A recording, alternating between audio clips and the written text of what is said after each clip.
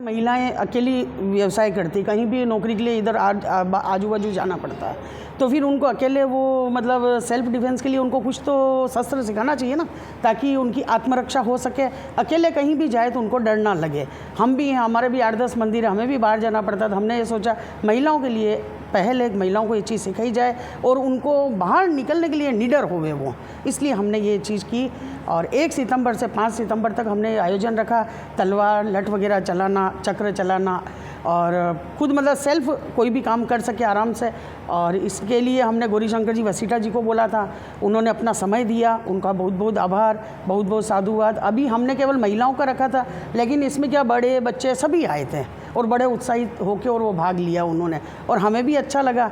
अभी तो और कह रहे हैं कि आप आगे अपने मीठा राम जी मंदिर का ही आप अखाड़ा चलाएं, और हम लोग सब तैयार है, बच्चे वगैरह। हम यही चाहते हैं महिलाएं लेके निकले। अगर हमें परमिशन मिलती है तो रामरेवाड़ी में महिलाएं तलवार लेके जाएंगी इस बार। और आगे आयोजन हमारा ऐसा है, 200-250 महिलाएं आए और बड़े मतलब स्केल पे हम लोग करेंगे ये चीज़। इस चीज़ का प्रचार हो उसके लिए क्या करेंगे आप, वो चीज़ आगे पहुंच सके महिलाओं तक सीखने के लिए? जी, हम ये जैसे यहाँ महिलाएं आई हैं तो इन्होंने कभी पहले दिन हमारे पास में 2-3 महिलाएं थी, फिर उन्होंने जाके अपने अपने संपर्क की महिलाओं को बोला, और सभी एक दूसरे से बोल रही, एक महिला 2 को लाएगी, 2 आगे 2 को लाएंगी, और ऐसे करके प्रचार प्रसार किया जाएगा। अपने आप महिलाएँ जुड़ेंगी और आएगी। तो ये सिर्फ देश में कहीं ना कहीं माहौल ख़राब चल रहा है, महिलाएं कहीं सुरक्षित नहीं है, तो उसके बारे में महिलाओं से क्या अपील करना चाहिए, वो किस तरह से निपटे इन चीज़ों से? बस यही है, देखो आपको है ना घर से बाहर तो निकलना ही पड़ेगा, और आप डर बिल्कुल नहीं रखना है। कोई न कोई एक छोटा हथियार अपने पास में पर्स में रखे।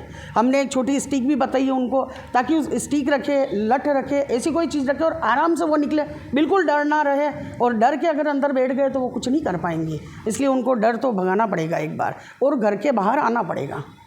तो ये आपने बीड़ा उठाया सिर्फ 5 दिन का ही क्यों? अभी इसलिए शुरुआत की हमने 5 दिन की कि कैसा रिस्पॉन्स मिलता है, हमको बहुत अच्छा मिला। आगामी अगर ठाकुर जी ने चाहा तो हम पूरा साल करेंगे, ताकि रेगुलर करते रहें। कोई न कोई महिला अब जैसे आप सुनेंगे, अब देखेंगे तो वो फिर कल पूछने आएंगे। तो आगामी रामरेवाड़ी का 14 तारीख का उत्सव है, वो ख़त्म होने के बाद हम नियमित रूप से क्लासें लगाएंगे 2 घंटे की। जय श्याम। बस मीठा राम जी का मंदिर, राव जी का हाटा। हमने ये नवनिधि सेवा संस्थान के अंतर्गत ये प्रशिक्षण दिया है, और आगामी अगर कोई आना चाहे तो राव जी का हाटा, मीठा राम जी का मंदिर पधार सकते हैं। जय श्याम।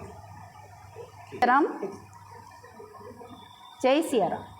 नवनिधि सेवा संस्थान का बहुत बहुत धन्यवाद कि हम महिलाओं को इन्होंने आगे बढ़ाने का प्रयास किया है, और आज को देखते हुए हमें ये सीखना ज़रूरी है हमारी आत्मरक्षा के लिए।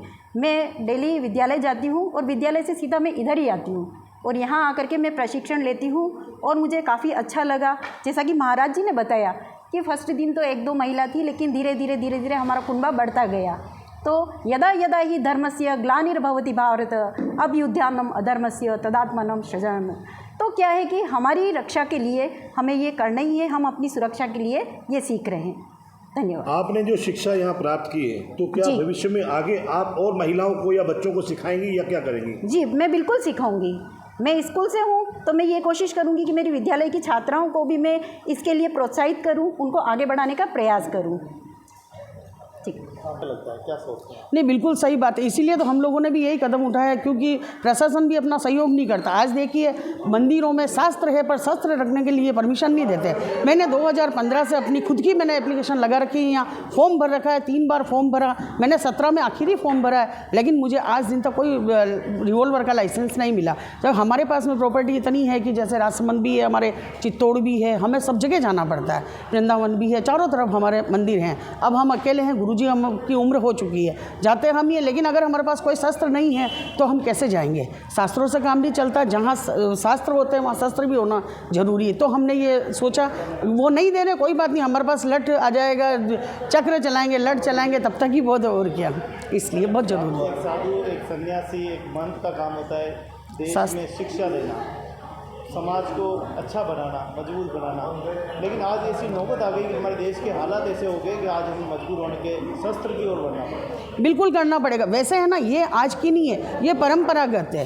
पूर्वजों ने भी पहले भी हमारे यहाँ से अखाड़ा निकलता था और आज भी हमारे शाही स्नान होता है। जैसे हरिद्वार में होता है, उज्जैन में होता है, नासिक में होता है, तो शाही स्नान के अंतर्गत भी अखाड़ा प्रदर्शन होता है और संत नागा संत वगैरह सब अपना अखाड़ा प्रदर्शन दिखाते हैं। ये परंपराएं कहीं लुप्त हो गई है और हम इसी परंपरा को जागृत करने के लिए हमने ये बेड़ा उठाया है और आगे भी उठाते रहेंगे। आज बच्चों को किस तरीके की शिक्षा देने की आवश्यकता है ताकि वो भटके? सबसे पहले तो ऐसा होना चाहिए कि बच्चों को गुरुकुल में एडमिशन कराए। एक एक बच्चे का गुरुकुल में एडमिशन होना बहुत ज़रूरी है। जब वो बच्चा अगर गुरुकुल में पढ़ाई करेगा, वेद वगैरह सीखेगा, भागवत सीखेगा और हवन वगैरह पूजन वगैरह सीखेगा, उसके साथ में इनका शस्त्र विद्या का भी ज्ञान होगा। तो हम ये चाहते हैं एक एक बालक विद्यालय में गुरुकुल के अंदर ज़रूर भेजा जाए, चाहे भले वो 2 घंटे ही भेजे। जहाँ गुरुकुल चल रहा है, अगर आजू बाजू वाले हैं तो 1-2 घंटे भेजे, नहीं तो परमानेंट बच्चों का एडमिशन कराए। हमने यहाँ रामानंद वेद विद्यापीठ भी खोल रखा है, अपने बच्चों को वो भेज सकते हैं।